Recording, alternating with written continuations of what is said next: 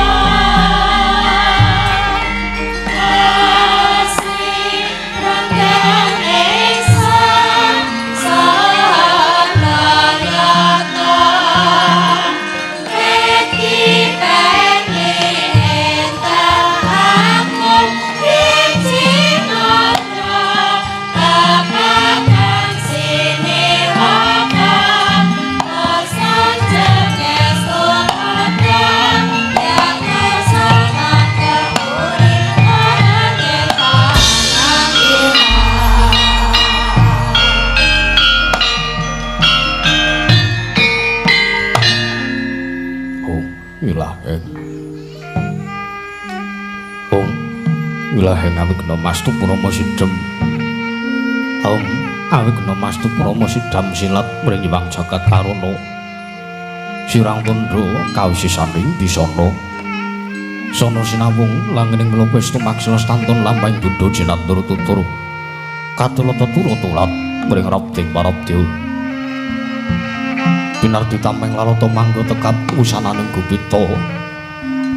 Tawengging prambang matumpa-tumpa. Marma panggung sang Wengkata. Sitebyar dumadining wayang Purwa. Purwakaning kandha narik ruting basa dumé punung musuh rasa ini naras. Saya karaos mula jare wang rasa wandi. Urhing diri rasa rumpung sang rumangsani. Lir jalmangi lukaca. Jarwe kang musinakum cang carita lebet wis kagelaraning madaring pakeliran. Yaiku sejatine amriksani pagelaran inggih Purwa. Surya Candra Darung Hyang Kartika wis kinurba dhateng kawasa sahari ratri angitri bawana purwateking tusina gilir gumanti temadati wetanganing dina sasi warsi windu kang sarta abad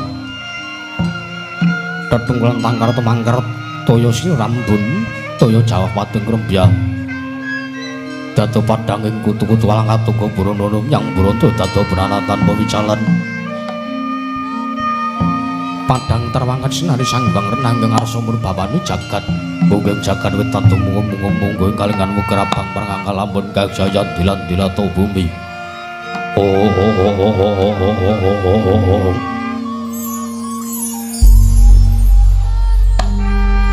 Saya tangu sumur sanggewang arka wis katon peblang kanan gereng abang esmu jenar kapur bawan senaring sang Hyang Basanta. Tanentu katon ijo raya-raya amangku gunung ingkang biru maya-maya.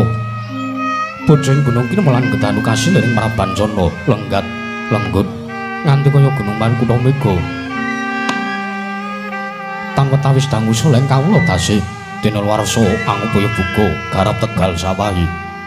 Anglo ursula tatana pendhoti sinambi sendonan sesindenan. Mikul garulukune anggiring raja kayane sawanana pirembagan sumur wangi. Sang Hyang Arkasya dangu saya inggil wis katon melok sinari jagat dunung ing kiblat papat lor kidul wetan pangkulon. Sinari jagat kang sabubuya tur budheja repul kekuwung. Prandedatan wonten ingkang amadani kekuwung praja negari ing Amarta. Ya sinebat praja negaring Indraprastha, ya negaring Wisamarta, ya negaring Wanamarta, ya negaring Batana Kawarsa, ya negari ing Cintangkapura. Apanjara karo pambukaning kandha saratur ing mangke negaring Amarta dumadi saking pulo-pulo bebanjaran sinasapan toya benawi tinambi ombak samudra benang langut kang tanpa pagut pegating mangal kapanto uruting Cakrawala wane-wane cakre ing pawisik sameneku nebing jurang corong kinepung guwa serung kinarya sesing peksi lawet yang sarang burung wonten ugi pasisiran tersasana jembarke beganing pasir gemlaring garis pinggir tanam tuhang rembuyung royo-royo karang kitri rawira kalapa bumi subur pasisten mawur satengah tinandur tangkar tumangkar kawuryan dadi gunung-gunung bebanjeng kandhang rangsang langit lenggak-lenggok lampahe toya kang mijil saking sendang-sendang wening dirtane ilune kang pinara para playune kang tinampi wadhuk binentung-bentung kinarya hangileni sawah yang pategalaning loro kesmo mokal panguling taneh basan tatanan bumi sacekeng keng selo sadya tinanduran kang pura kapipandya Bathari Siang gelar pasabinan Nyaya Rukmi Sari kang pinangku Pratiwi pategalan gopol wijeng kang angker mbuyu godhongane ambi kowe nganti kaya manglung mangwa wigane polo kependhem polo kusimpar polo kumantung sadetanku jiwa jinawi pukulan kang pawe kesarasan ing diri ingon-ingon raja kaya dewen sansaya ngrembug lamun sang aglaring manggunan lamun manci sarap sore sampeyan mulih marang kandhangi dewi-dewi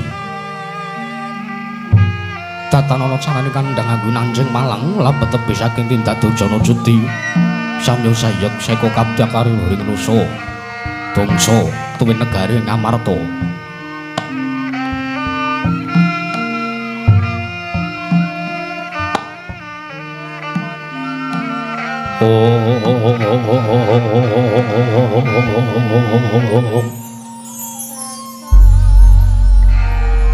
Wono kang ngimbangi gunung anggung rinaksa melestari tumurun tumera sadu dadi huruk-huruk kalengkungan langgung-langgung lamonta tinali disambut samya sambet aning sesanggepan sepet tebih saking tindasan soisinan soyo ananemu maksinamatan daya dinayan sawiji-wiji papan sejati ning jejiban kang pinuji temah mawujud manunggaling cipta rasa karsa wangsa temah babar karya kenging binasake negari ing Ngamarta nalika semana lagi manjing marang jaman Purwa panjang punjung pasir pawukira jinawi gemah rimpah karta tata turta raharja dasar negara kang gedhe bore padhang jagat tibur kusir turta kun carane turta kasusuring manca praja lasinata wangkek parangastu pusarang adil bangsa negari Ngamarta menangro den Camodasa namaning Sang Ratadasa 10 nama Wasemestani jejuluk Sang Rata Prabu Puntadewa ya Sang Rata Guna Talikrama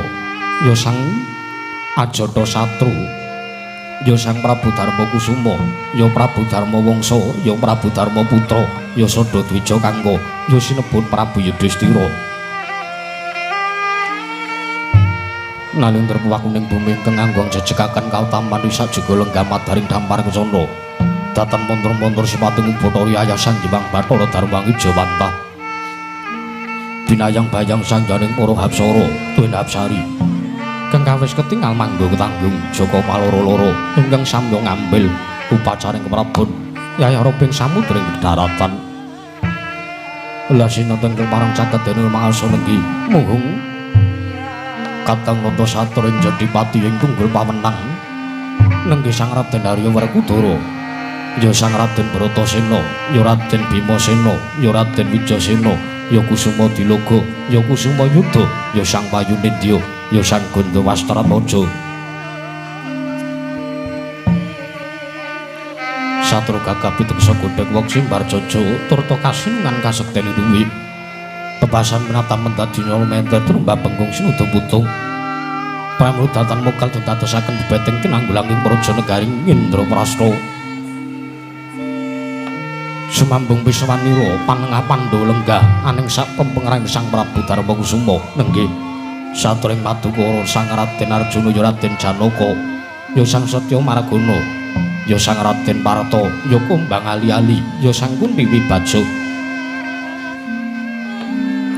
mulan sangjaning para kawula tasih kawis ketingal pepandir sagung kang samya semewa jejel riyel rapat pepet pipit prasasa patopan denggul tatan peselo labes kathah para siba ing jawang bludak kathah sakathah gendera rontek umbul-umbul kekiterangan tanu gaya monteng mangsa labuh payung megar menti jamur barat ing mangsa rendeng tumbang ngarap jati ngarani mangsa katiga prandir tinggal tidem sinemadaning pasewakan Sang Rata Nampi Rawirana Pandharawati ingkang rayeng garba ruci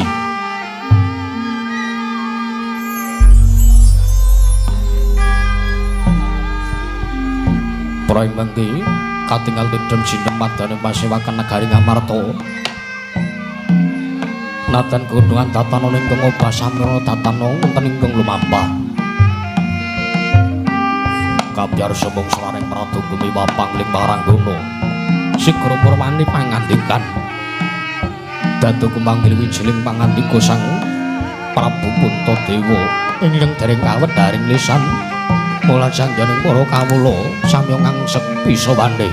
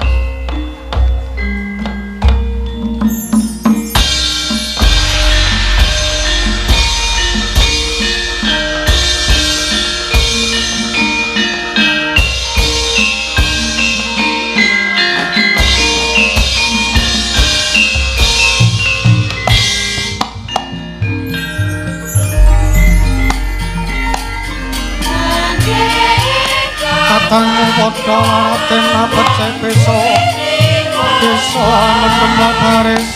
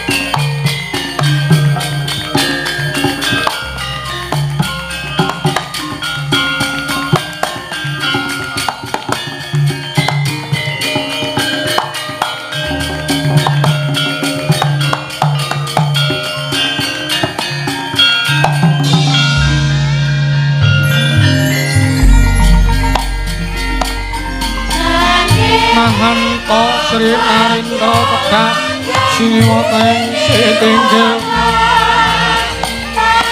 Sikra menggah ing gambar kencana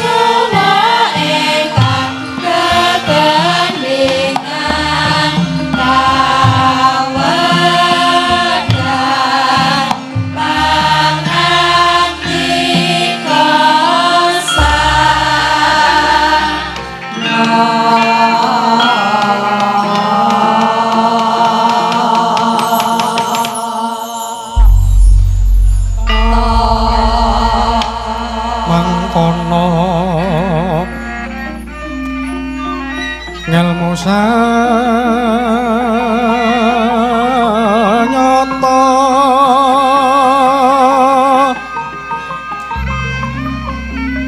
sanyatane mung weh rasa ping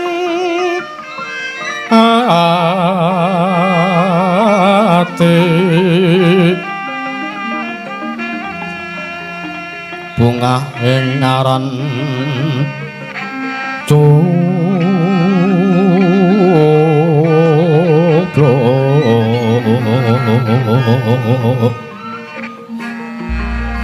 so kang tias kalamonten ino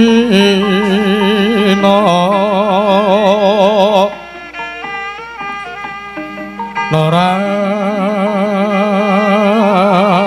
si punggung anggongku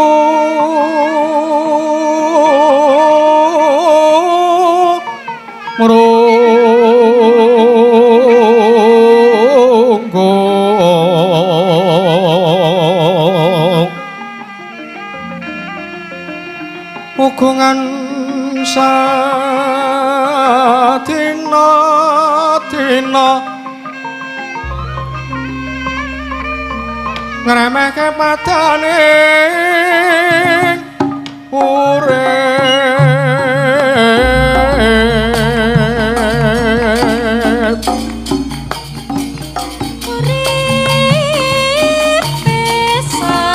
pisan rusak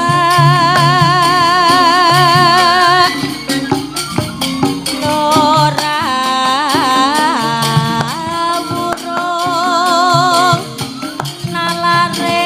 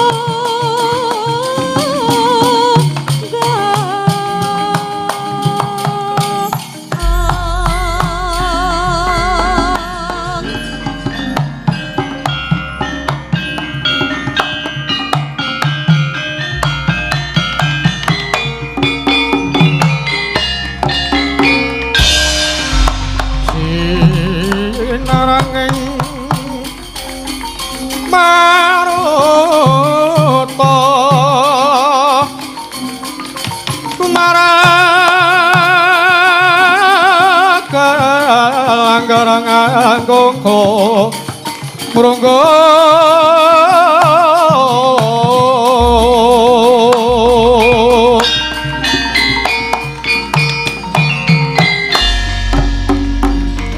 beda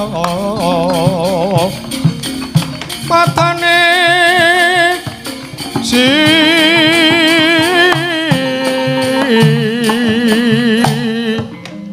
modho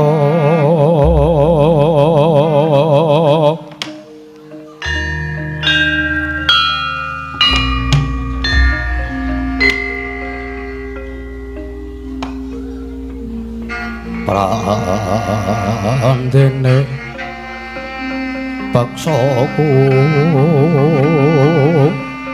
maki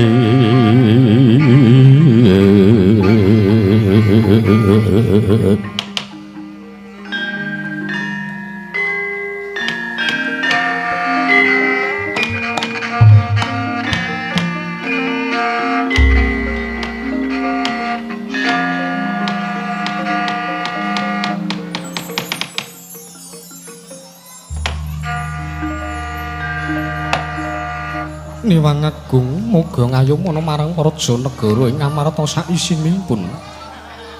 Nun mangke Koko Prabu Sri Bathara Kresna, Koko Prabu Negari Ndarawati. Sarawuh paduka Kanjeng Koko Prabu Sri Bathara Kresna rawuh wonten Raja Negari Indraprasta. Keparenga ingkang rayipun Darmakusuma. Anungsung pambagya raharja mugia kunja wonten ngarsa paduka Kanjeng Koko Prabu Sri Bathara Kresna, Koko Prabu Ndarawati. Jimat sesembahan kula pengayoman kula wonten ing Madyapada, Koko Prabu. Ya jagat pangestu ora wayah para jagat. Nimangsa kumana mangadili luwih. Ana sasmintan ingsun jagat wasisanipun Bathara Hong Bawana langgeng sinunggi tatanawrat. Kawula nun mangke Yayi. Kepareng paduka Yayi Prabu Darmakusuma miji dhumateng piswanipun ingkang Raka Ndarawati. Ingkang Raka sampun nampi pambagya raja saking paduka Yayi Prabu Puntadewa. Kula tampi akarya bombong ing manahipun ingkang Raka Ndwaraka. Sawan kula wilujeng tebih saking Rubeda. Kalis nir sambi kala durga mendhak kala sirna Yayi. Mboten ana ingkang Raka ngaturaken salam taklim kula mugi kunjuk wonten ngarsa paduka. Yayi Prabu Darmakusuma, Yayi Aji. Koko Prabu kawula nuwun inggih sampun kula tambi. Tuwin kula cancang puceng weni dumawing wijang remeketing werdaya dadosaken cahya.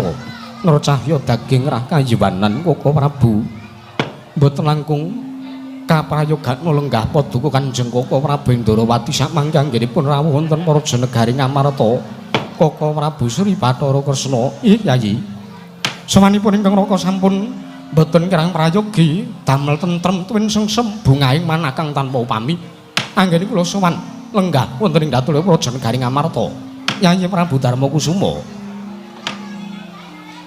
Wah.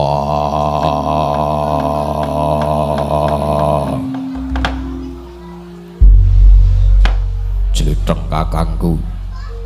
Ya Kresna kakangku Ndrawati. Sarawe Kresna kakangku Ndwaraka. Nggon Prabu ana negara Ngamarta ngadhep menapa sane barep kakangku. Sarawuh aku ngaturke basaku katura jlitheng kakangku. Katahipun Kakang Dimas Werkudara Yaya Yayi. Yaying tunggul pawenang siya diatur basa kelawan pun Kakang ora lewat pangestunipun Kakang bae Tampanana Werkudara Bratasena.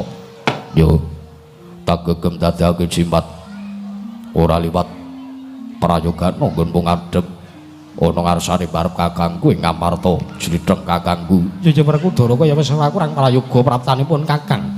Dina sak mengkono ing praja negara ing Ngamarta iki Wijasena Koko Prabu klunun mangke. Nadan ingkang raying Madukara pun setya margana ngaturaken sembah sungkem pangabekti kawula kunjuk Koko Prabu. Sarawuh paduka Kanjeng Koko Prabu Ndrawati wonten praja negari ing Ngamarta. Koko Prabu Ndwaraka. Yayi Arjuning Madukara, iya pamadya panengah. Siya diatur bekti ana ngarsanipun Kakang ora lewat pangestunipun Kakang bae Tampanana Arjuna Setya Margana. Kawula nuwun inggih. Sampunipun kula tambi pangestu saking paduka kula gegem karya jimat ndayanana marang kasantosan lair lan batosipun ingkang rayi pun Arjuna Koko Prabu mboten langkung kaprayogan lenggah paduka. Ya Arjuna kaya wis ora kurang prayoga sak praptanipun Kakang ing Praja Negara Ngamarta iki. Yayi Madukara. Nuwun mangke Koko Prabu. Koko Prabu Puntadewa ing Ngamarta. Koko Prabu Darmakusuma. Sasowan kula ten Praja Negari Ngamarta, kula ngaturaken sembah sungkem pangabekti kula kunjuk sandhap padha padukan Kanjeng Koko Prabu ing Ngamarta. Koko Prabu Puntadewa. Kadangipun Kakang Dimas Setyaki nggarap ruci ya Yayi. Siya diatur bekti ana ngarsanipun Kakang. Ora lewat pangestuning Sun bae Tampanana Setyaki. Kawula niki sampun saged anggen kawula pundi andadosna jejimat ndayanana marang kasantosan lair lan batosipun ingkang rayi garba ruci. Koko Prabu. Nuwun mangke Yayi. Sampun ngantos kanggep lancang aturipun ingkang Raka Ndwaraka. Wondene dereng wonten wiyasa ing pangandika dereng mijil paduka. Yayi Prabu Puntadewa paring pangandikan wedharing sabda pangandika saking paduka Yayi Prabu Darmakusuma. Yayi Aji. Paripaksa kula nungsung pamarta kula nyadong dawuh timbalan paduka Yayi Prabu Puntadewa. Teka samangke damel kagiat sotaning manahipun ingkang Raka Ndwarawati. Teka ngawontenaken pasewakan beneh kalawan adat ingkang sampun katitik paduka Yayi Prabu Darmakusuma miji dumateng piswanipun ingkang Raka Ndwaraka. Yayi keparenga kawedharing akathah. Nanging menawi wadi tumraping para kadang stana tumraping para kadang Pandhawa, tuwin wadi tumraping para kawula, tambahingga kula kanthi sakmangke manjing wonten sak lebeting kedhaton catur netra kaliyan ingkang Raka Ndwarawati. Yayi, babar pisan ingkang Raka suwun dhumateng paduka Yayi Prabu Darmakusuma sampun ngantos ing sakmangke nggadahi raos jigo lan perkewu Durga Sangga runggangen paduka badhe paring dawuh kelawan sangjaning para kawula dasih ingkang sampun sami sowan wonten ing Datulah Praja Negari Ngamarta menika Yayi Prabu Puntadewa anjreng kang puspita rum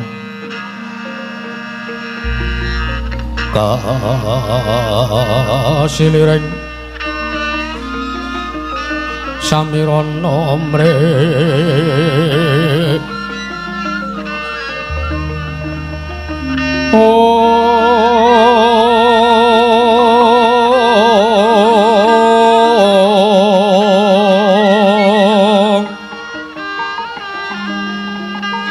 sekar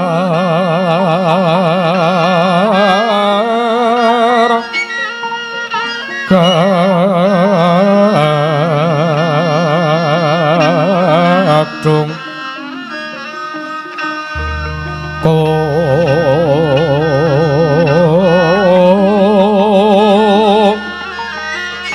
ngas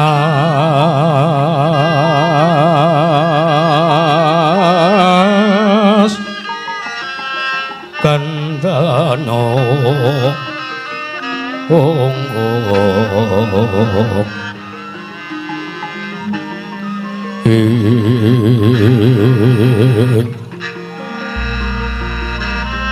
maweh araras arep naning driya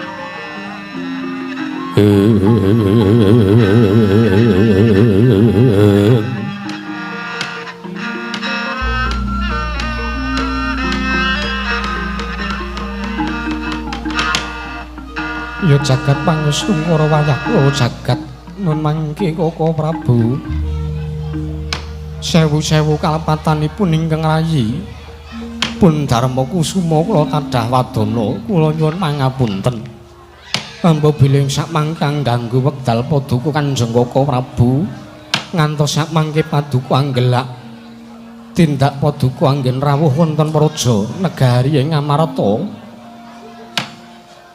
jalaraning samangke dereng tentrem raosing manahipun ingkang rayipun Darma Kusuma menawi kula dereng nampi wedharing sabda pangandika paduka Kanjeng Koko Prabu Yayi kathah ingkang nyebataken para winasis menika sami ngendika bilih Pandhawa kaliyan Nata Ndarawati menika dipun ibarataken ngibarat kereta jaran sakusiripun kula menika ingkang dipun pitados minangka dados pujangganing Praja Negari Ngamarta kula ingkang tansah ngemong tuwin nuntun dhumateng lampahipun para Pandhawa. Jenyatanipun ugi kathah ingkang sami nyebataken kondhanging kathah nyebataken bilih ingkang raka mriku titising Sang Hyang Wisnu. Kamangka Sang Hyang Bathara Suman inggih Sang Hyang Bathara Wisnu menika dewaning ingkang ngandum kabagyan tuwin dewa ingkang ngandum katentreman. Pramila Yayi mboten wonten raos duka saking manahipun ingkang Araka Ndarawati babar pisan kawedhara inggih Koko Prabu menawi mekaten ingkang arayipun Darma Kusuma ngaturaken panuwun ingkang tanpa pepindhan menggawi gatosipun kula ngaturi rawuh paduka ingkang sepisan kula menika suwun lan nyuwun dumateng paduka Kanjeng Koko Prabu supados sak mangke damel tentrem ing manahipun ingkang rayipun Darma Kusuma inggih ingkang angka kalih tentrem manahipun ingkang rayi sarana paduka medharaken babagan inggih menika sasampunipun ingkang rayipun Darma Kusuma nambi wahyu kalimasada inggih ingkang sinebat pun wahyu Pancadarma Koko Prabu kula suwun babar pisan paduka kula suwun medharaken dumateng sangjaning para kadang paduka pun para Pandhawa utaminipun dumateng sangya para kawula dasih negari Ngamarta babagan wedharing wahyu Pancadarma menika Koko Prabu ya jagat pangestu karo wayah para jagat nun mangke Yayi Koko Prabu Ndarawati kadiparan kejejotane manahipun ingkang Raka Ndoraka sareng kula nampi pangandika paduka kados mekaten jalaran nuwun sewu paduka minangka nalindraning Praja Negari Ngamarta ingkang nampi kanugrahan ingkang sinebat Wahyu Pancadarma arupi wujudipun pustaka Jamus Nyang Jimat Kalimasada inggih ingkang dipun pendhet maknanipun inggih menika gegebengan gangsal perkawis ingkang paduka tindakaken sareng kaliyan kadang paduka pun para Pandhawa nanging ing menapa paduka malah utusan kelawan ingkang Raka Ndarawati paduka dawuh kelawan kula supados kula ingkang medharaken lho mengke riyen menika sanes wonangipun ingkang Raka Ndarawati Yayi Koko Prabu nuwun sewu sinaosa kula menika Nalendra sinaosa kula menika piranganipun Pandhawa ingkang sepuh piyambak nanging kula kinten pangandikanipun Koko Prabu Ndarawati menika langkung dipun pitados dening sangjaning para kadang paduka pun para Pandhawa kula kinten pangandika paduka menika langkung dipun percaya tuwin dipun antepi dening pun Yayi Werkudara menapa dene Arjuna tuwin kembar awit kula menika sampun kesel Koko Prabu lho paduka sayah kadiparan pendak-pendak kula medharaken wedharing wahyu dumateng pun Werkudara mestipun Werkudara menika tansah maida dumateng aturipun ingkang rayi Werkudara menika tiyang ingkang boten pitados kalian wahyu Werkudara menika boten pitados kalian ingkang namipun spiritual pramila Werkudara pendak-pendak nampi wedharan wahyu saking ingkang rayi pun Darmakusuma tartentu dipun gathuk-gathukaken kalian nalar kamangka nalar utawi nuwun sewu kamangka wahyu utawi babagan gaib menika mboten saged dipun nalar Koko Prabu alah dalah ya jagat pangestu karo wayah para jagat inggih Yayi Prabu Darmakusuma kawula nggih menawi kula sampun midhanget pangandika paduka kados mekaten tartentu kula mboten badhe wigih ringa-ringa njabaraken werdining Wahyu Pancadarma inggih Koko Prabu kasumanggaken Werkudara Jledheng kakangku apa? Si Adi ki yen to arep matur, nek arep maida kuwi ya nggunakno dasar ingkang bener. Nggunake dasar ingkang bener tegese piye? Si Adi maida karo Yayi Prabu Puntadewa kuwi aja mung waton nanging si Adi kudu nggunakake wewaton. Ora tak takon. Aku le maida mbarep kakangku kuwi kapan? Lho. Iki mau Yayi Prabu Darmakusuma ngendika. Pendak-pendak kowe di wejang babakan wahyu mesti si Adi ora percaya. Barep kakangku Werkudara piye? Nek perkara wahyu Werkudara kuwi percaya wae. Jalaran rikala semono aku wis kelakon ketemu kelawan guru sejati ning guru ya jati diriku Sang Dewa Ruci. Ya Sang Ruci Bathara. Nanging yen babakan wahyu Pancadarma iki Werkudara durung bisa nrimo. Mergo pangandikane barep kakangku ingkang dagik-dagik kaya-kaya wong pinter kaya-kaya barep kakangku kuwi wong sing ngerti marang tata pranata kaprajan Werkudara barep Kresna kakangku apa kowe aja maida karo kakangmu lho Yayi Prabu Darmakusuma kae Nalendra ya wis aku ngerti bakune kuwi dirawuhke nek kene kuwi disuwun supaya medharke Wahyu Pancadarma ya pancen bener ancas gayuhane barep kakangku yen to kowe sing dikon medharake ilmu utawa wujuding Wahyu Pancadarma mergo aku ora cocok lan ora rumaja karo sing dingendikake barep kakangku ya wis nek ngono gatekno yo Yayi Prabu kula aturi maratelaken aturipun ingkang Raka inggih Koko Prabu gegebengan gangsal perkawis sasampunipun paduka nampi wujudipun Wahyu Pancadarma menika wonten gangsal perkawis ingkang cumandhak wonten madaning pustaka Jamus Nyang Jimat Kalimasada inggih ingkang sepisan inggih menika manunggaling kawula kalian Gusti ingkang kula westani manunggaling kawula marang Gusti menika sanes kok manungsa ingkang sowan wonten ngayonaning Gusti menika babar pisan sanes tembung manunggal. Lah wonten mriki menika kula nuwun sewu tembung manunggal menika ingkang sok-sok kala mangsane mung dienggo abang-abang lambe, mung do dienggo apalan. Tembung manunggal menika kamangka nuwun sewu. Jangkepipun inggih menika manunggaling kawula marang Gusti. Gusti menika nggadahi watak welas asih dumateng sapada-pada.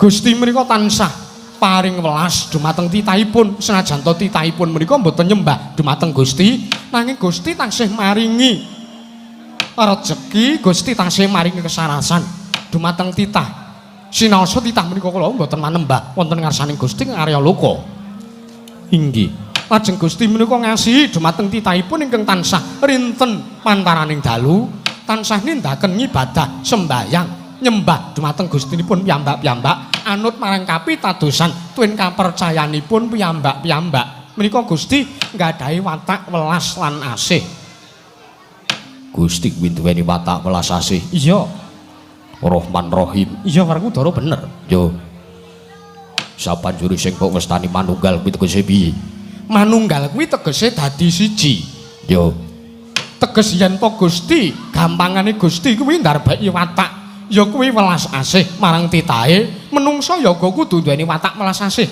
marang sapada-pada tegese tak mestani manunggal kuwi dudu kok menungsane sing dadi siji karo Gustine nanging menungsa ingkang duweni watak Gusti utawa menungsa ingkang duweni watak welas asih lan sak panunggalane merga watake Gusti kuwi akeh ora mung siji ora mung welas asih nanging tunggale akeh yo wis ngerti apa urung wis tegese piye yen wis ngerti wah menungsa kudu duweni sipating Gusti teges sipating Gusti kudu manunggal ana ngatine menungsa bagus bagus sabanjure ingkang angka loro apa ingkang angka loro ya iki kengaran kamanungsan kang adil sartane duweni adab kamanungsan kang adil sartane duweni adab iya kowe wedharane kepiye kamanungsan kang adil sartane duweni adab iki mau ora kejaba isih ana sambung rapete gandeng cenenge kelawan gegebengan ingkang angka 1 ya kuwi manunggaling kawula marang Gusti yo tegese piye menungsa kudu duweni watak kamanungsan teges menungsa kudu bisa nguwongke wong ngwongke wong tegese piye yen to Si Adi Werkudara ditulungi karo wong Si Adi aja tansah nglalekke marang wong kang nulungi kelawan Si Adi gampangane ngene yen to Werkudara nulungi karo wong gage Si Adi lunga saka papan dunung ingkang mbok kanggo nulungi marang wong kuwi mau nanging yen to Si Adi ditulungi marang wong aja nglalekke karo ingkang nulungi kelawan Werkudara teges menungsa kudu bisa nguwongke wong iya ora kena nyepelekke marang sapada-pada iya bener kaya mangkono nadyan to kawula cilik ora kena dienggo sempedengan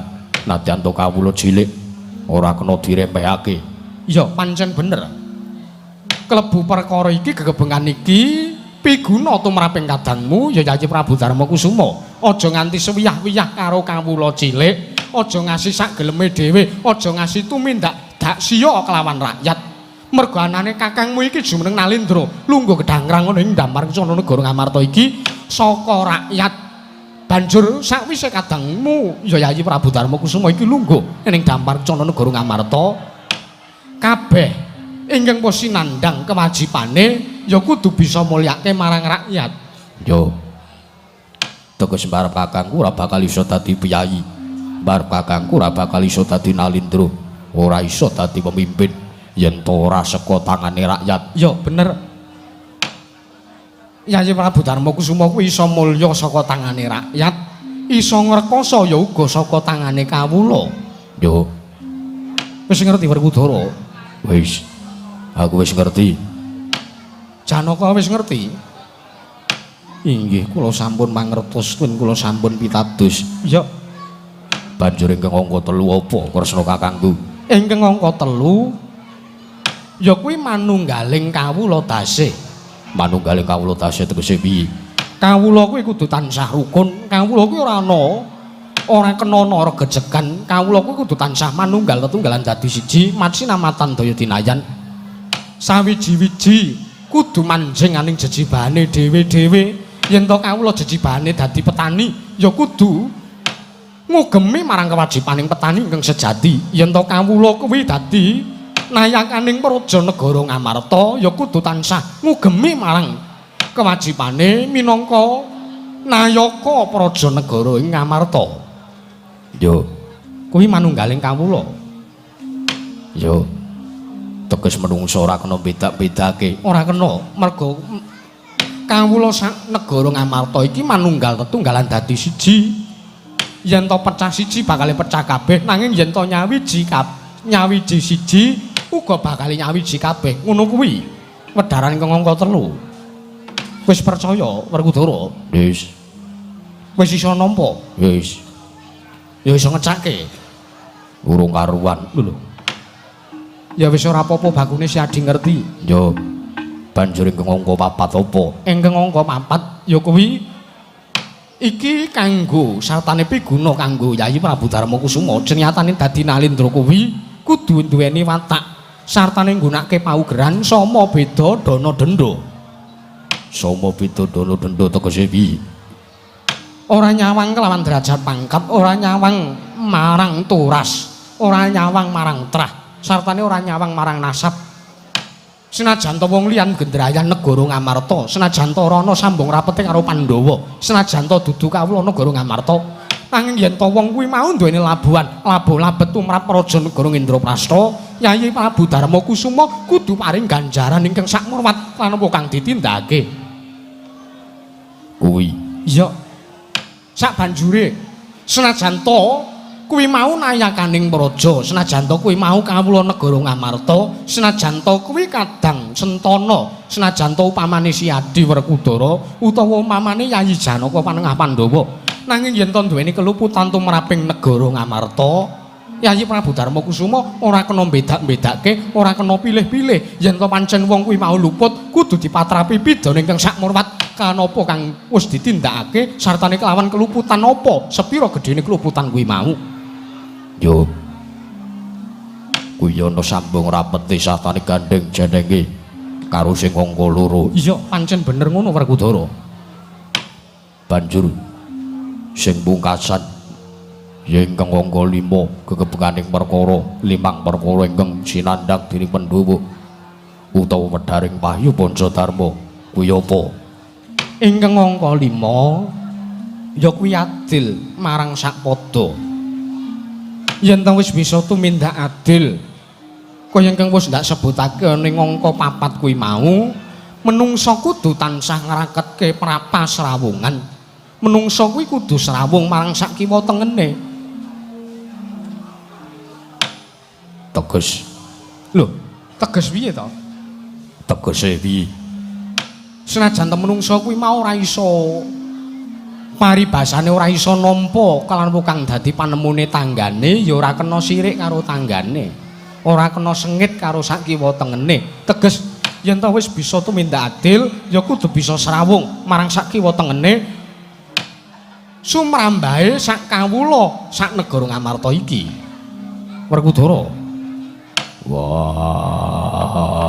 yo Kresna kakangku aku wis iso nampa satane wis cemeplong rasane atiku ning atase mbarep kakangku wae ngendikane ora tak percaya, nanging gandeng kowe kuwi minangka dadi pujanggane para Pandhawa aku nampa kabeh kang dadi ngendikamu. Iya. Kira-kira sing tak aturke iki padha apa ora karo sing dingendikake Yayi Prabu Darmakusuma? Padha. Lho lek padha kok ngopo kowe ndadak njaluk aku sing medharke karo kowe? Barep kakangku kira kena dipercaya. Kayak iki sombongane sok mencela-mencele babakan Wahyu malah sok dikorupsi karo dhewe-dhewe. Ana tembung sing dikelongi. Mulane ibarate barep kakangku kuwi mene dhuwit karo para Pandhawa saka dhuwur ibarate banyu saka dhuwur gerajak-gerajak tekan ngisor ming netes kuwi matahe Puntadewa. Lho ora kena ngono Werkudara, ora kena ngono. Yayi Prabu Darmakusuma kae Nalendra sing gedhe putih. Gedhe putih apa? Wingi tangane kena grinto. Ya mesa gedhe werna abang. Lho lek kuwi rak beda Werkudara. Tanganku kena grinto ya mergo arep ndandani wayange Koko Prabu Ndarawati. Yo. Ana ratu kok ya dandan wayang barang kuwi lho. Mriko Yayi, inggih Koko Prabu. Sampun cemeplong raos sing manahipun ingkang rayipun Darmakusuma sareng kula nampi wedharing pangandika. Tuwin kula sampun marem awit paduka sampun saged damel pitados dumateng pun Werkudara. Inggih. Salajengipun sak mangke kula namung nyuwun dumateng Paduka supados sampun ngantos para Pandhawa menika kelepian dumateng gegebengan gangsal perkawis menika sarana sak mangke pustaka Jamus Myang Jimat Kalimasada ingkang sampun mapan wonten Praja Negari Ngamarta Kaka Prabu. Sikra-sikra yen permana kanca sikra ngrakit nawang sesangga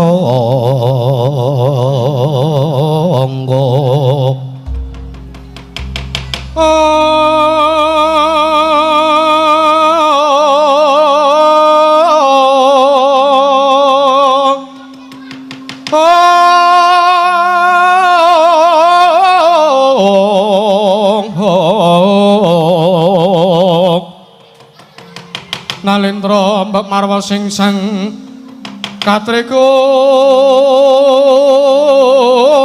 mulung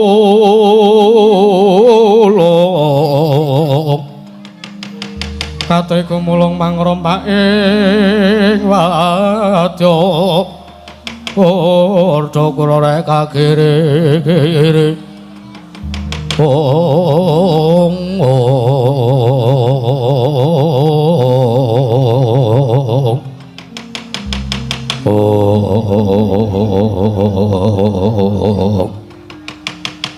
Didumateng pasewaken negari Ngamarta nalika semanten Sang Rata Prabu Darmakusuma ingkang sampun nggadhahi raos tentrem ayem tuwin marem awit pangandikanipun nata Ndrawati Sang Prabu Sri Bathara Kresna temahing samangke katon konjem madaning batos nata Ndrawati Sang Prabu Sri Bathara Kresna eling-eling Nalendra ingkang titih Sang Hyang Bathara Wisnu dasarnya Nalendra ingkang nggadhahi kaluwihan inggih menika wasis waskita ing esti lante panggrahitane kaya-kaya ana parang muka ingkang bakal nekani nalika semanten Sang Rata Prabu Sri Bathara Kresna amung angelus dada sinambi nyumurupi pasuryanipun nata ing Ngamarta sumawana nyumurupi pasuryanipun para kadang Pandhawa tumisan nalika semanten biar saknalika ical maning Sang Prabu Sri Bathara Kresna ingkang rumaos bilih badhe wonten parang muka ingkang kanekani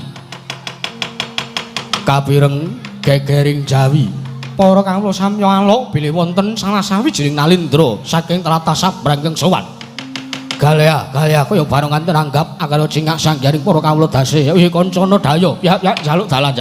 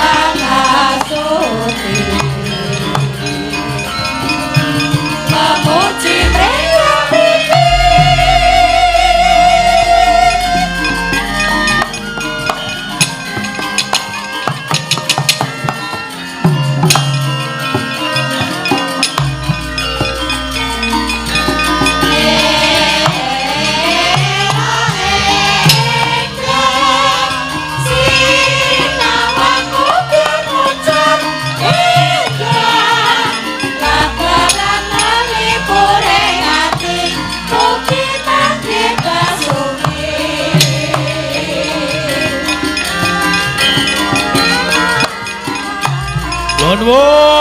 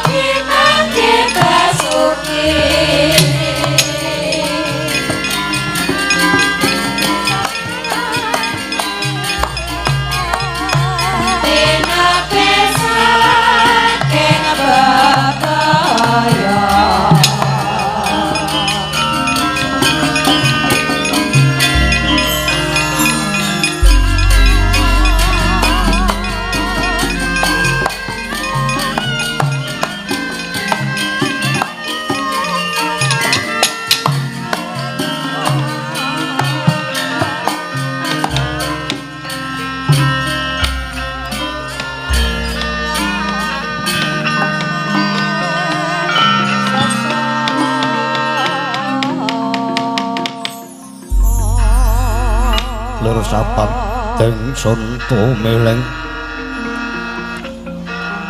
pangulate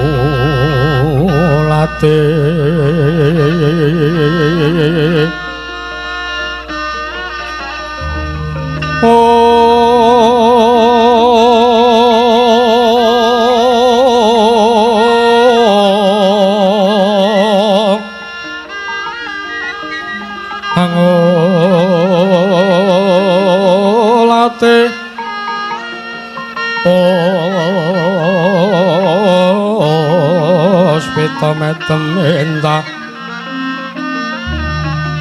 kang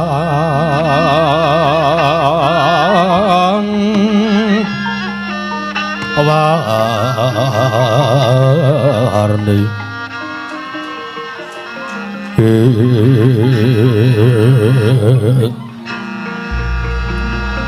bitereng tanah non sekar warsike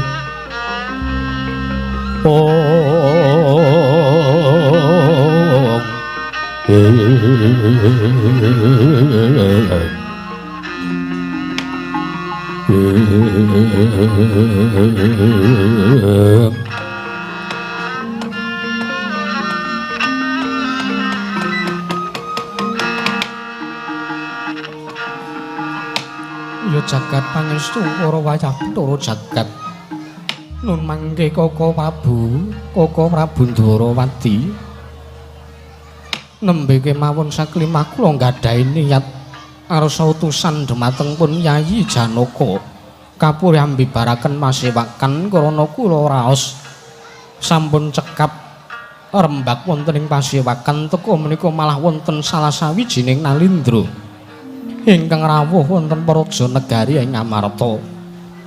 Koko Prabu menawi dipun titik saking busananipun ingkang mompyor menika nalindra saking tlatah Sabrang. Koko Prabu ya jagat pangestu wayah para jagat nun mangke Yayi Prabu kula suwun dhumateng Paduka Yayi Prabu Darmakusuma andangu dhumateng praptanipun nalindra saking tlatah Sabrang menika kula wau menawi nalindra menika anggenipun sawana wonten Praja Negari ing Ngamarta badhe nuwuhaken katentreman wonten Praja Negari Indraprasta kula suwun Paduka Yayi Prabu Darmakusuma nglenggahi bawa leksana minangka nalindra negari ing Cintakapura inggih nanging kula suwun kanthi sanget menawi praptanipun nalindra menika namung badhe mbebuthek banyu bening kawontenan Praja Negari Ngamarta Paduka sampun tumut-tumut perkawisipun kula ingkang sakmangke badhe utusan dhumateng pun Setyaki ngunduraken dhumateng nalindra menika kula wau. Koko Prabu kasinggihan mekaten. Sampun ngantos praptanipun nalindra menika damel ora ribet tuwin damel rusuh kawontenan Praja Negari Ngamarta. Menawi ngantos praptanipun nalindra menika namung badhe damel risak kawontenan praja. Sampun ngantos Paduka tumut-tumut perkawis menika nalindra menika kula ciaki dhewe. Ya Yayi Setyaki ya. Nggih. Sing ayem satani sing tentrem manahmu ya Dik. Iya Nun. Nun mangke kisana. Sampun ngantos kinten kula tumambu yekti saweg sepisan menika kula wanuh dhumateng Paduka. Sing ngandika menika nalindra saking pundi? Sinten jejulukipun kisana teka rawuh wonten ing Datulaya Praja Negari Ngamarta menika kisana. La taala.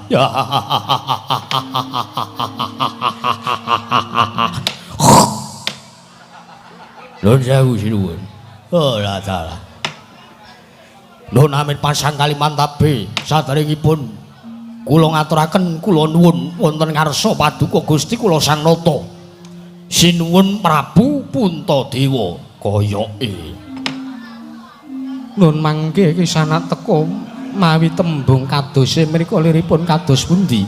Menawi mboten lepat lan kula badhe nyuwun priksa menapa leres Paduka menika nalindra Ngamarta pun Prabu Puntadewa sinuwun. Inggih kasinggihan mekaten. Mboten wonten kalih inggih kula pun nata Ngamarta inggih kula pun Darmakusuma. La taala.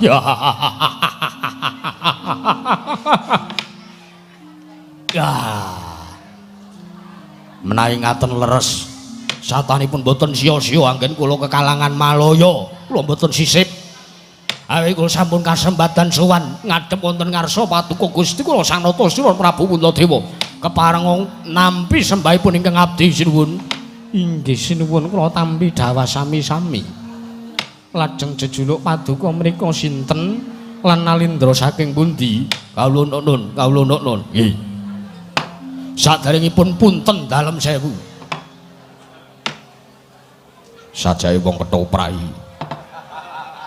Nyuwun pangapunten. Menawi kula kaanggep lancang anggen kula matur. Pun tepangaken Bapak Paduka Sudi mestani dhateng jasad kula awon tanpa warni. Kula menika nalindra saking negaring Jumapala. Nggih nalindra negaring Jumapala. Wontene jejuluk kula pun Prabu Sri Kaladenta.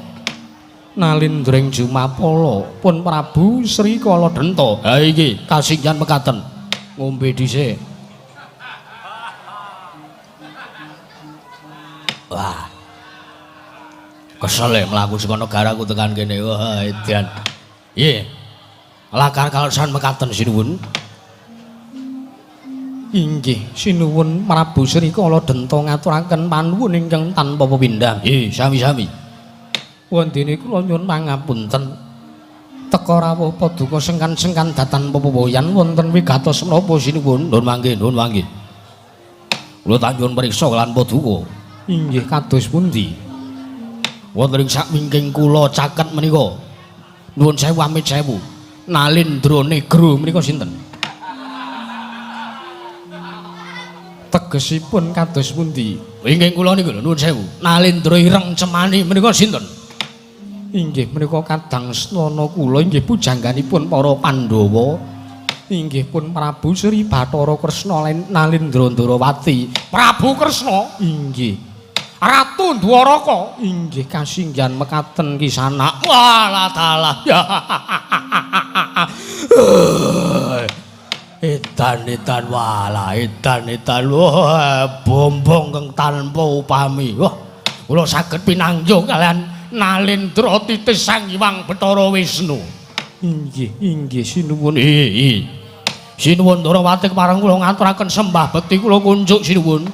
Ya Prabu Sri Kaladenta tak tampa tiba sepadha-padha. Ha inggih kula tampi. Lajeng nuwun sewu. Wingkingipun Prabu Kresna Satru Giyagah Witeksa Godhek Weksi Mbarjojo. Nanging manipun tanganipun tatu menika kenging napa? Menika sinten sinuwun? Menika pun kadang panenggak Pandhawa Satru ing Jodipati inggih tunggul pawenang. Inggih kadang kula pun Werkudara inggih pun Bratasena. Raden Werkudara. Inggih. Wah. Ayo guyu, kakek guyu.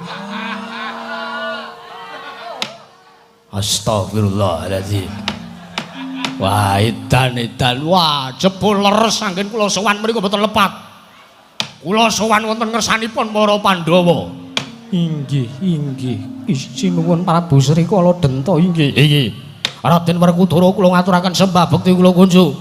Sri Kaladenta ya. Tatampa ora liwat pangestuku tampan ana. Inggih, sampun sanget anggen kula pundi. Wah, edan. Ning atasipun nadar sabenipun para satriya kula menika wonten negari kuling Jumapala menika sami gandrung kapirangu lan Paduka. Inggih kalijeng andika pun Raden Werkudara. Yo. Pendak-pendak sami nindaken perang. Gaya perangipun menika ingkang dipun tiru, sabetanipun menika ingkang dipun tiru inggih menika pun Gusti kula inggih menika pun Raden Werkudara. Yo. Walah, kula biasane ming nonton lewat YouTube sakniki saged pinanggih langsung menika. Edan. Hebat luar biasa. Sri Kaladenta, Raden Werkudara kadiwaran. Tekamu ning negara Ngamarta janji mung arep gawe rusuh kanan Praja Indraprasta. Wah, witaida dadamu. Mboten. Kula kan sing andika menika friend. Tegese piye? Kula menika penggemar berat sampean. Dados mboten wonten cariyosipun mboten wonten niat sekedhik mawon wonten sanebeting manahipun ingkang abdipun Sri Kaladenta badhe damel isek wonten Praja Negari ing Ngamarta menika babar pisan mboten wonten. Yo. tak cekel omonganmu nanging janji ora jumbuh kelan bukang dadi pakar timu. Wah, tak suduk pancana muncrat getihmu. Mboten sadi suduk kula menika nggih pun muncrat, kerep kula niku. Mboten sadi pun suduk, mboten sing suduk, mboten sadi suduk. Kula saged muncrat piyambak. Mekaten menika. Inggih sinuwun Prabu Sri Kala Denta. Inggih. Lajeng kula nyuwun pariksa wonten wigatos menapa paduka rawuh wonten negari Ngamarta. Ngaten. Nyuwun pangapunten saderengipun keparenga kula mawantun matur wonten ngarsa paduka Gusti kula Sang Nata sinuwun Prabu Puntadewa. Jalaran kula menika wayang anyar, jalaran kula menika anggota enggal. Wonten ing paguyuban Sukaneda menika pramila kula badhe nderek nepangaken kula pun Prabu Sri Kala Denta. Inggih, kula sampun mangertos. Lajeng ingkang angka kalih sowan kula menika wonten mriki namung badhe nyuwun pitulungan senjata, pitulungan tumbak kenceng dumateng Gusti kula Sang Nata sinuwun Prabu Puntadewa. Jalaran kula menika sampun nampi wangsit pewisik saking para Jawata. Jawata paring sasmita kelan ingkang abdi pun Sri Kala Denta. Bilih kula kawajibaken sowan wonten praja negari Ngamarta menawi kula estu lair lan batos, menawi kula kepengin kawontenanipun para kawonten negari kula menika sageta tentrem walu nirmala temajati jati temahing mulya sageta waloya lan prayogi kadosa wingi uni. Inggih. Nuwun sewu wonten kedadosan menapa wonten negari ing Jumapala. Sinuwun Wonten dawuh sampun wonten Sabta Candra menika. Kawula wonten negari kula menika sami kekirangan sandang tuwin pangan, gagal panen. Ngibarate kaya sawijining negara ing ketaman welak ing Jawata, ngibarate kaya sawijining negara ing ketaman pagebluk.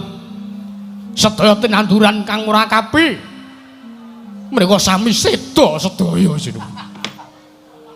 sinuwun wonten dawuh menawi namung sak tanduran menika sampun ngantos ginakaken tembung seda nanging tanduran mati mekaten kemawon mboten sopan, mboten sopan. Awit tetanduran wonten negaring Jumapala menika ingkang ndadosaken srana saged ngrembaka menika inggih menika dewaning boga inggih Hyang Pandya Bathari Sri.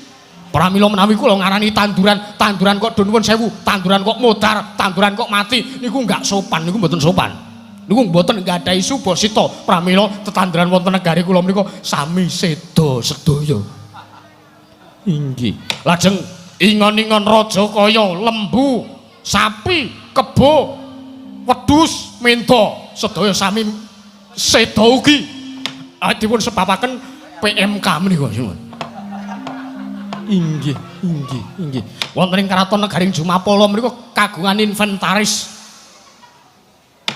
sapi cacahipun 11. Menika modar sedaya kantun 3. Awit wabah ingkang sak menika nekani dumateng praja Negaring Jumapala. Kula menika ngantos bingung. Kula sampun pados rana kanthi cara menapa kemawon. Dokter hewan mboten merantasi, kiai mboten merantasi, psikologi nggih mboten merantasi. Kula menika bingung sinuwun. Kula sampun ginakaken cara logika, kula sampun benakke tetanduran. Awit kawontenan kawula para tetanen agung wonten negari kula menika sampun mboten ginakaken pestisida, menika sampun mboten dipun ginakaken. Kala wingi nandur pari menika sampun boten ginakaken 05 menika babar pisan boten. Nanging sampun sami ginakaken inggih menika sihirang menika sampun dipun ginakaken. Awit kula menika ngertos bilih nek nandur 05 siji kabeh kudu nandur 05. Menika inggih badhe ngrusak lemah wonten bumi negaring Jumapala. Menika sampun kula dandani. Numugi namung klekus hasilipun sinuwun. Mboten wonten nyatanipun, mboten wonten saenipun tetanduran sami seda sedaya menika kula. Inggih, kula sampun ginakaken cara biologis, kula sampun ginakaken ilmu pengetahuan alam. Kula ugi sampun ginakaken ilmu spiritual. Pendak-pendak malam jemuah sawah menika kula kutuki dupa. Nanging boten wonten dewa ingkang tumedhak wonten negari kula. Wontenipun namung dedemitan ingkang sami ngrusak tetanduran. Kula niku ngantos bingung, ngantos ngibarate kula niki wong lumrah, ngibarate wong kula niki wong sing kebak pikiran, kula niki kaya-kaya nganti arep ngelalu lho sinuwun. Lah, nanging rikala semanten sareng kula manembah wonten ngarsaning Gusti Kang Akarya Loka. Wonten ing wanci magrib kula nindakaken salat magrib. Wonten ing Masjid Nurul Huda menika. Kula manembah wonten ngarsaning Gusti, kula sujud, kula ndeprok. Duh Gusti, menika kados napa? Menika kados pundi teka kawontenanipun para kawula negaring Jumapala kados mekaten. Kula nyuwun pitedah. Duh Gusti, kula nyuwun petunjuk. Kula nyuwun sarat-sarana walyaning praja negari ing Jumapala. Tumuli wonten suwanten ingkang dumeling tanpa wujud, wonten talinganipun ingkang abdi pun Sri Kaladenta. Kula kinten menika dewa. Paring dawuh kados mekaten. Sri Kaladenta, yen to pancen kowe ya sira kepengin walyaning praja negara ing Jumapala, sawana ana ngersane Prabu Puntadewa suwunen ngampil wujuding pustaka Jamus Hyang Jimat Lima Sada. Pramila nuwun mangke sinuwun. Waleh-waleh menapa? Sewu-sewu kapatan kula. Kula badhe nyuwun ngampil wujudipun inggih menika pustaka Jamus Hyang Jimat Lima Sada. Menawi dipun parangaken kula ngaturaken panuwun ingkang tanpa pepindhan, ngaturaken gunging panuwun ingkang akathah. Nanging menawi boten dipun maringaken nuwun sewu. Menapa paduka sampun siaga ngadepi barisaning prajurit saking negaring Jumapala ingkang dinten sakmenika sampun kula kepyakaken ingkang sakmangke sampun siaga ngepung Grik Lampit Brungkat Kimpul Gajah Gelar Singa Barong menawi sakmangke ngantos paduka sira Prabu Puntadewa mboten maringaken wujudipun pustaka Jamus Klima Sada. Pramila kula suwun kanthi sopan, kanthi unggah-ungguh ingkang ganep tata krama ingkang jangkep punten dalem sewu kula badhe nyuwun ngambil wujudipun pustaka Jamus Hyang Jimat Lima Sada sinuwun. Kakyatri sang kapirang urinangkul kinempet-kempet dosang retnaning bawana kita kang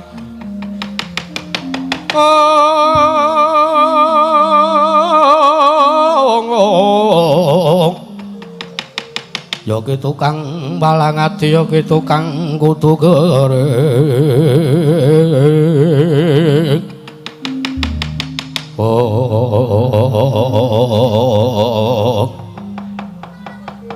ya jagat pangestu ngrawayah para jagat Prabu Sri Kaladenta. Nuwun sewu mriku sinuwun Prabu Ndarawati ingkang majeng adu arep sak pejagong klaning ingkang abdi pun Sri Kaladenta. Ya aja kaget. Aja kaget merga iki kepeksa aku sing ngadepi kelawan kowe, kepeksane aku sing menehi wangsulan karo kowe. Mboten napa-napa. Jalaran Alindra Ndrawati menika dados wakilipun Alindra Ngamarta. Inggih menika pun Prabu Muntadewa menika wakilipun Paduka Gusti kula ing Ndrawati. Ya. Aja kadhati kajaran menapa yen to sekirane iki mengko aku arep ngluputke karo kang dadi tumindakmu. Lho, kadiwaran sinuwun. Ora apa ana lumrahe cara ana Nalindra kok ora nentremke karo kahanane para kawulane. Ana Nalindra kok ora golek srana luwih dhisik malah tekan negara Ngamarta arep nyuwun ngambil wujuding pustaka Jamus Hyang Jimat Lima Sada. Mbok nggo srana maluyaning praja negaramu. Aku tak takon karo kowe. Kados pundi? Nek iki mengko kelakon wujuding pustaka Jamus Hyang Jimat Lima Sada diwenehke karo kowe. Terus wujuding pustaka iki arep mbok nggo ngopo? Nuwun mangke. Menawi salah sawijining pusaka menika dipun damel dipun sumuni srana walyaning praja negari kula ing Jumapala tartentu badhe kula pendhem. Tartentu badhe kula damel tumbal wonten negari kula ing Jumapala. Wis to.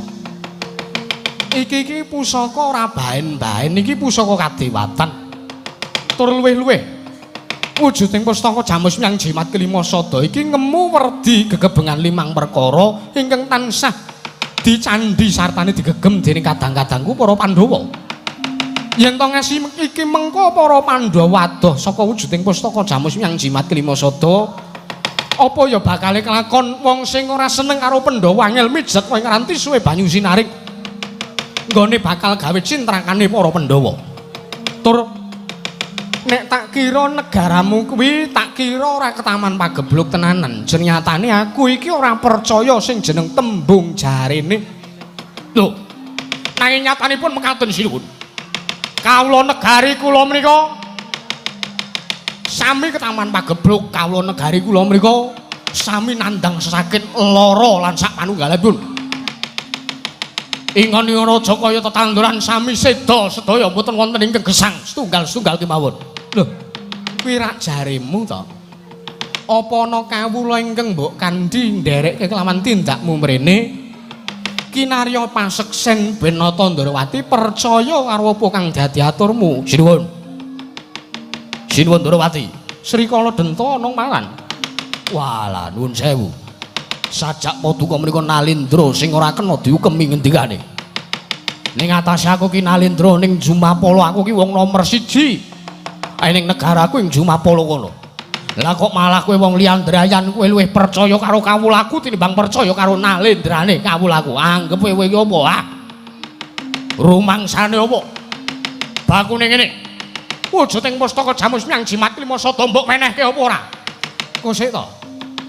Babakan pustaka Jamus Hyang Jimat Kelima Sada diparingke apa ora?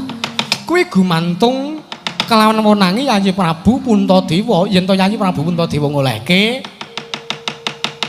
ya kowe bakal diparingi wujuding pustaka. Nanging yen to Yayi Prabu Puntadewa ora ngeparengake, ya kowe ora bakal kasil maluyake praja negaramu ing Ketaman Pagebluk. Lah sakniku kula tak nyuwun mriksa kalian Sinuwun Prabu Puntadewa. Sinuwun. Sinuwun Prabu Srikala Denta Kadiparan. Menapa paduka menika maringaken wujudipun pustaka Jamus Hyang Jimat Kelima Sada badhe kula damel tumbal wadaling praja. Menawi kula inggih namung badhe ngaturaken dumateng paduka Sang Prabu Srikala Denta waton menika dados rana waluyaning praja negaring Jumapala. Nanging nuwun sewu ingkang ageng pangapura paduka sinuwun.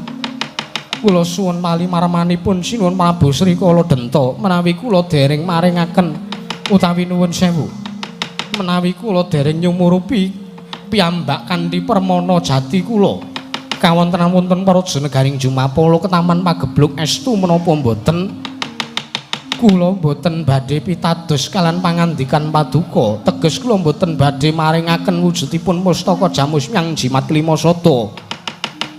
Kuwi krungu dhewe to. Yayi Prabu Puntadewa wae ora ngeparengake yen to urung nyumurupi kahanan sing saknyatane. Sinuwun. Kahananku iki buru-buru, kahananku iki repot. Kawulaku nek tak tinggal adoh ora iso ninggal adoh. Ora iso ninggal suwe-suwe mergo mesake karo kahanan kawulaku ning negara Jumapala. Saiki ngene wae. Yen to kowe ngarani karo aku Nalindra sing ora duweni perjuangan, aku Nalindra sing ora duweni tumindak. Sing ora duweni pangreka daya supayane tentrem lan nentremke kawulaku. Saiki aku tak omong karo kowe. Arep ngomong apa? Kowe arep mbuktekke apa? Mergo Nalindra kuwi sing diugemi mung omongane lan buktine ya sing dadi nyatane wae Kresna. Wah, kowe kok kurang ajar kaya ngono Nata Ndrawati. Jare kowe iki titis Wisnu. Bareng kowe adu arep karo aku sak pejagung kelawan Nalindra Jumapala omonganmu atos kaya ngono. Monggo Wisnu kuwi dewaning sing andum kabagyan, dewa sing andum katentreman. Lah kok kowe malah gawe sengit atiku Kresna. Ayo sing dadi nyatane wae Prabu Srikala Denta. Apa kowe arep ngumukke leh kowe ngrehke kawulamu supaya tetandurane digawe apik? Ya pancen kuwi pangreka dayaku. Aku uga wis kepareng gawe srana sehate sartane bagas warase anak-anak bocah-bocah ning praja negaraku ing Jumapala srana pendak awan bocah-bocah sing padha isih mapan ning bangku pawiyatan srana pendak awan tak paringi panganan awan gratis. Tegese piye? Makan siang gratis. Kuwi tujuanku supaya anak-anak utawa lare-lare ning Prajanegara Jumapala kuwi ben sehat, ben pinter, ben iso mujudake generasi emas 2025 ning Prajanegara Jumapala. Woi. Lah dalah. Kowe ngumukke lehmu menehi panganan karo bocah-bocah. Kuwi rak proyekmu to, proyek ndasmu kuwi. Sik. Aturmu kok manaske kuping Kresna, parat. Rumangsane apa? Aku wis matur yen tanane aku menehi panganan karo bocah-bocah kuwi supayane bocah-bocah padha pinter, supaya bocah-bocah padha sehat. Malah mbok paido mbok arani proyek, anggapmu aku Nalendra sing gaweane korupsi ngono piye? Nah. Wah, edan ngidu tenanan iki. Wah, setan ya.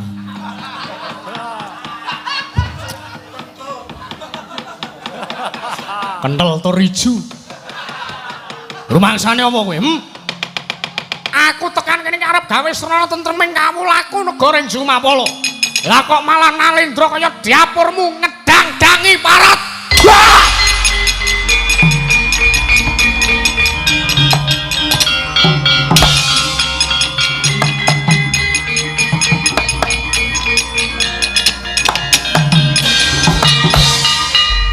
Mangke Koko Prabu. Lah kok teko malah wonten tetesing ludira saking pun Prabu Sri Kala Denta menika kala wau. Nuwun sewu Yayi. Kula sampun matur. Nalendra menika menawi badhe namung badhe damel ribet kawonten Prajanegari Ngamarta. Kula kinten kedah dipun singkiraken. Nanging rak mboten wonten paedahipun. Lho, mboten wonten paedahipun liripun kados pundi? Menika rak pagelaran sedalu natas. Mosok inggih Nalendranipun sampun pejah mboten badhe wonten peperangan. Lho, paduka menika Nalendra ingkang bawa leksana lho Yayi. Kedahipun mboten wonten pangarep-arep supados kedadosan paperangan menika. Nanging kula suwun Setyaki, ora kula wonten dawuh. Tutna kanane ratu kemau sing wis dadi bathang. Mbok menawa wadya balane nemu, terus mengko ana srana pangamuhe wadya balane. Mekaten. Iya. Benjang menapa budhalipun ingkang raji. Tak suwun budhal dina iki, Setyaki. Nyuwun pamit.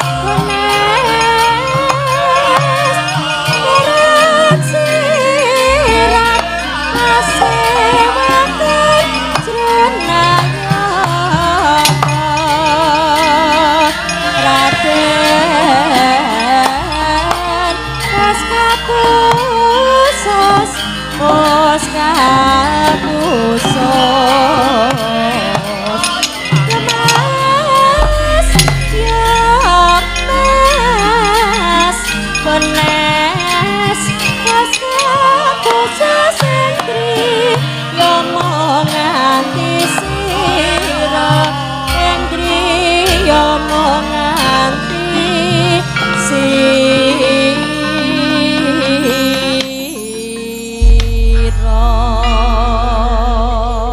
Kula menika gumun paduka menika Nalendra kok ngepel menika kados pundi.